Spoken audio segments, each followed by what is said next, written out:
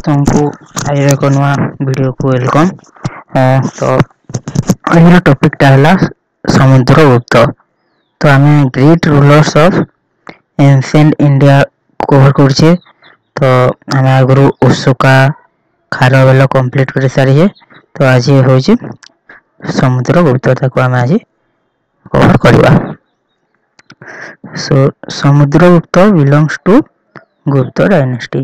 ସମୁଦ୍ରଗୁପ୍ତ ଯେଉଁ ଅଛନ୍ତି, ଯେଉଁ କିଙ୍ଗ ଅଛନ୍ତି, ସେ ଗୁପ୍ତ ଡାଇନେଷ୍ଟିରୁ ବିଲଙ୍ଗ କରନ୍ତି।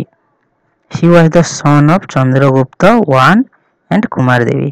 ତ ଯେଉଁ ସମୁଦ୍ରଗୁପ୍ତ ହେଲେ, ତାଙ୍କ ପିତା ବା ତାଙ୍କ ଫାଦର ହେଉଛନ୍ତି ଚନ୍ଦ୍ରଗୁପ୍ତ ୱାନ୍, ଯିଏକି ଗୁପ୍ତ ଡାଇନେଷ୍ଟିର, ଆଉ ତାଙ୍କ ମଦର ହେଉଛନ୍ତି କୁମାର ଦେବୀ।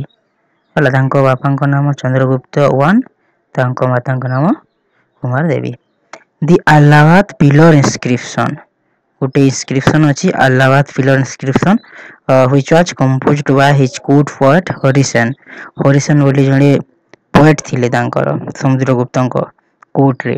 ତ ସେ କ'ଣ କରିଥିଲେ, ଆହ୍ଲାବାଦ ଇନସ୍କ୍ରିପସନ୍କୁ କମ୍ପୋଜ କରିଥିଲେ, ଯାହାଦ୍ୱାରା ସେଥିରୁ ସମୁଦ୍ରଗୁପ୍ତଙ୍କ ବିଷୟରେ ଜାଣିବାକୁ ମିଳେ, କିଛି ଇନଫର୍ମେସନ୍ ମିଳିଥାଏ। ତ କ୍ୱେଶ୍ଚିନ୍ ଆସେ, ଆହ୍ଲାବାଦ ଇନସ୍କ୍ରିପସନ୍, ଆହ୍ଲାବାଦ ପିଲର ଇନସ୍କ୍ରିପସନ୍ କିଏ କମ୍ପୋଜ କରିଥିଲେ? ଆନ୍ସର ହେବ ହରିସେନ। ଆଉ କେଉଁ ରାଜାଙ୍କ ବିଷୟରେ ଜାଣିବାକୁ ମିଳେ କହିଲେ, ସେଇଟା ହେବ ସମୁଦ୍ରଗୁପ୍ତ। ହି ଫଲୋଏଡ୍ ଦ policy of expansion and aggression. ସେ ବହୁତ ଏଗ୍ରେସିଭ୍ ଥିଲେ, ଆଉ ଏକ୍ସପାନସନ୍, ନିଜର ଟେରିଟୋରିକୁ ଏକ୍ସପାଣ୍ଡ କରିବାକୁ ସେ ବହୁତ ଇଚ୍ଛୁକ ଥିଲେ। ତ ସମୁଦ୍ରଗୁପ୍ତ ଗୋଟେ ଟେରିଟୋରି ଏକ୍ସପାନସନ୍ ଉପରେ ବେଶୀ ଗୁରୁତ୍ୱ ଦେଉଥିଲେ। The conquest of Samudragupta may be divided into 4 groups. Conquest means ତାଙ୍କର ଯେଉଁ ବିଜୟ ଲାଭ କରିଥିଲେ ସେ ବିଭିନ୍ନ ଅଞ୍ଚଳକୁ, ତାକୁ basically it can be divided into 4 groups: north Indian campaign, conquest of forest kingdom, south Indian campaign, and conquest on border states. So these 4 are the category which we can divide of the conquest of Samudragupta. ଦେଖିବା, ତ ଏଇଟା ହେଉଛି ସମୁଦ୍ରଗୁପ୍ତଙ୍କ ଗୋଟେ photo ଚିତ୍ର। According to Allahabad inscription, he defeated 9 kings in his northern campaign and annexed them into his empire. It is called Digvijaya. According to Allahabad inscription, Allahabad inscription ହିସାବରେ ବା ସେଠି ଯେଉଁ ଲେଖା ଅଛି, ସେ ହିସାବରେ ସେ ନର୍ଦର୍ନ କ୍ୟାମ୍ପେନ୍ ଯେଉଁ ତାଙ୍କର ଥିଲା, ସେଥିରେ ସେ 9 ଜଣ ରାଜାଙ୍କୁ ପରାସ୍ତ କରିଥିଲେ, ପରାସ୍ତ କରିଥିଲେ। ଆଉ ଏଇଟା କୁହାଯାଏ ଦିଗ୍ବିଜୟ ବୋଲି କୁହାଯାଏ। ଏଟାକୁ ଦିଗ୍ବିଜୟ କହିଲେ କ'ଣ, ସେ ଯେଉଁ ନର୍ଦର୍ନ କ୍ୟାମ୍ପେନ୍ରେ ତାଙ୍କର 9 ଜଣ ରାଜାଙ୍କୁ ପରାସ୍ତ କରିଥିଲେ, ସେଟା ଦିଗ୍ବିଜୟ ନାମରେ ପରିଚିତ। Samudragupta conquered the forest kingdom. ତ ଫରେଷ୍ଟ କିଙ୍ଗଡମ୍ କୋଉ ଫରେଷ୍ଟ କିଙ୍ଗଡମ୍ ସେ ଅକ୍ତିଆର କରିଥିଲେ, କନକ୍ୱେର୍ଡ କରିଥିଲେ? Jabalpur, Rewa, Nagpur, Bundelkhand, in the Vindhya region. ଏଇଗୁଡାକ ଯେଉଁ ଅଛି, ଯେଉଁ 3-4ଟା, ସେ ତାଙ୍କର ଏଇଟା ଥିଲା forest kingdom which was conquered by Samudragupta. ଆମ ସିଲାବସରେ ଅଛି କନକ୍ୱେଷ୍ଟ, ବେସିକାଲି ଏଇ ଭିତରୁ ଆସିବ, ଯେଉଁ କୋଉଟା ଜୟ କରିଥିଲେ କୋଉଟା ନାହିଁ। Samudragupta defeated 12 Kings of south India.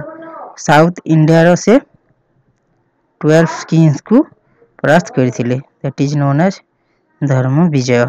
ସେ ସାଉଥ ଇଣ୍ଡିଆର 12ଟା ଯେଉଁ ରାଜା ଥିଲେ, ତାଙ୍କର ସାଉଥ ଇଣ୍ଡିଆନ୍ କ୍ୟାମ୍ପେନ୍ରେ 12 ଜଣଙ୍କୁ ପରାସ୍ତ କରିଥିଲେ, ଆଉ ସେଇଟା କୁହାଯାଏ ଧର୍ମ ବିଜୟ। ସେ ଯେଉଁ 12 ଜଣଙ୍କୁ ହରାଇଥିଲେ, ସେଇଟାକୁ ଧର୍ମ ବିଜୟ ବୋଲି କୁହାଯାଏ। The border state conquered by Samudragupta. ସମୁଦ୍ରଗୁପ୍ତଙ୍କ ଦ୍ୱାରା ଯେଉଁ ବୋର୍ଡର ଷ୍ଟେଟ୍ ଗୁଡ଼ାକ କନକ୍ୱେର୍ କରାଯାଇଥିଲା, ସେଇଟା ହେଲା Kamarupa in Assam, Samatata, Tripura in Punjab and Rohilkhand. ତ ଏଇଗୁଡ଼ାକ ହେଉଛି ବୋର୍ଡର ଷ୍ଟେଟ୍ ଯାହାକି ସମୁଦ୍ରଗୁପ୍ତ କନକ୍ୱେଷ୍ଟ କରିଥିଲେ। After this conquest Samudragupta performed Ashvamedha sacrifice to commemorate his victory। ତ ଯୋଉ ବୋର୍ଡର ଷ୍ଟେଟ ଗୁଡାକ କନକ୍ୱେଷ୍ଟ କରି ସାରିଲା ପରେ ସେ ଅଶ୍ୱମେଧ sacrifice କରିଥିଲେ। ଅଶ୍ୱମେଧ sacrifice କରିଥିଲେ ଆଉ ସେ ନିଜକୁ ଅଶ୍ୱମେଧ ପରାକ୍ରମ ଭାବରେ ଟାଇଟଲ ଦେଇଥିଲେ ନିଜକୁ। କିଏ? ସମୁଦ୍ରଗୁପ୍ତ। ତ ଅଶ୍ୱମେଧ ପରାକ୍ରମ କହିଲେ ଆମେ ସାଧାରଣତଃ ସମୁଦ୍ରଗୁପ୍ତଙ୍କୁ ବୁଝିଥାଉ। He also issued gold coins with the figure of horse on them। ସେ ଗୋଲ୍ଡ କଏନ୍ ଇସ୍ୟୁ କରିଥିଲେ ଆଉ ସେଥିରେ ହର୍ସ ର ଫିଗର ଥିଲା, ହର୍ସ ର ଚିହ୍ନ ଥିଲା। କିଏ? ସମୁଦ୍ରଗୁପ୍ତ। ଗୋଲ୍ଡ କଏନ୍ କିଏ? ଗୁପ୍ତ ଡାଇନେଷ୍ଟିର କିଏ ଗୋଲ୍ଡ କଏନ୍ ଇସ୍ୟୁ କରିଥିଲେ? Samudragupta with the figure of horse। Samudragupta also titled କବିରାଜ। ସେ ନିଜକୁ କବିରାଜ ବୋଲି କହି ମାନେ କବିରାଜ ଭାବରେ ସେ ଜଣାଶୁଣା। ଆଉ Napoleon of India, this is very important. ବେଲେ ବେଲେ କ୍ୱେଶ୍ଚିନ୍ ଆସେ ହୁ is known as Napoleon of India. Napoleon of India Samudragupta.